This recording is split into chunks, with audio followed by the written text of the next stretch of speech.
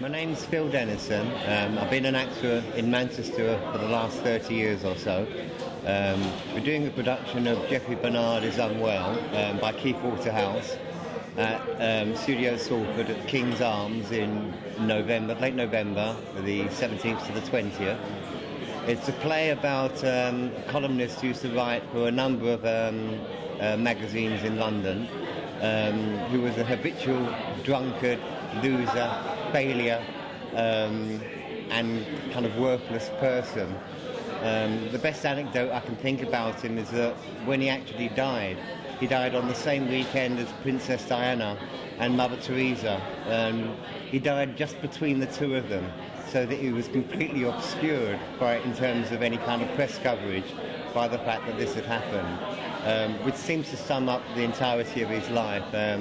It's a comedy. Originally it was done in 1985 by Peter O'Toole, which I actually saw. Inspired me at the time, and been thinking about doing it for a long time. We're going to be doing it in a pub venue, which I feel is absolutely perfect for the nature of the piece. I suppose I could describe it as a bittersweet piece. It's a very funny piece, yet at the same time it's got a certain amount of oomph behind it, because there's quite a lot of sadness as well. But I think it will keep people entertained, certainly. And to the best of my knowledge, it's not been performed in the Northwest, if at all. There may have been a production a few years ago at the Estragon. I'm not entirely certain about that, but on very few occasions has it come up here, so it's quite nice to be doing something that people will be unaware of. This is one of the most difficult questions you could possibly have asked in a lot of ways. It was deeply inspirational seeing Peter O'Toole do the piece, and one of the things I've had to avoid is a tendency or an inclination to try to do an impersonation of Peter O'Toole. I think that there are qualities within the man that we all share, that promises to himself to change his life, to be better the next day, which we can all relate to. And I think that from that sort of sense, I can take those personal experiences of my own and try to make them mine, and therefore just translate it in that way. There's a great deal of it in many respects is kind of addressed directly to the audience, and I come from a stand-up comedy background from way back when, so that's quite useful. It stands me in good stead in terms of dealing with the audience. It's a strange thing because in one sort of sense, Jeffrey Bernard is by no means the kind of person that's a hero. He's very, very fallible, he's very human. But I think it's those very qualities that Keith Waterhouse has brought out to such an extent that it almost transcends his own failure to become sort of like quite magnificent in his failure. So hopefully people will get a sense of that, and possibly kind of look at themselves and kind of feel a little bit better about how they're living, the mistakes they're making as well.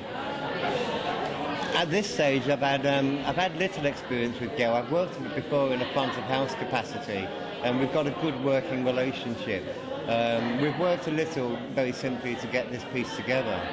We're at a very early stage, so things like characterisation, about development of physicality, a lot of that is still to be explored. Fortunately, kind of, I know Gayle well enough to feel that we can discuss those things. It's not going to be something that she's going to either dictate to me, or I'm going to say I'm going to do it this way. It'll all be something that we can work on together and find a way in which we can suitably find something that we think that that's working. At the moment, there's no problems, but it's early days. We'll see how that goes. I've been hawking it a little and mentioning it to a number of people, and it's more widely known than I'd expected, but almost more by reputation than by people having seen it. Keith Waterhouse, of course, wrote Billy Liar as well, so people know of that, but I think this is something else that deserves to be seen. There was some nervousness to begin with, because in many senses it's kind of it's a piece which is kind of like it extols an area of London that's disappeared in sort of like around Old Soho, Dean Street and Old Compton Street. And there was one moment of worry, kind of thinking, is it too localised to be put in the northwest? But as I've read it on a number of occasions, I think those places are almost signposts for various sort of communities that have been lost, like right throughout the country. And I particularly live in Hugh in Manchester, and it's a place where there's been about 20 pubs that have disappeared in the time I've been here. So I think in a lot of ways people can relate to that regardless of where it's set.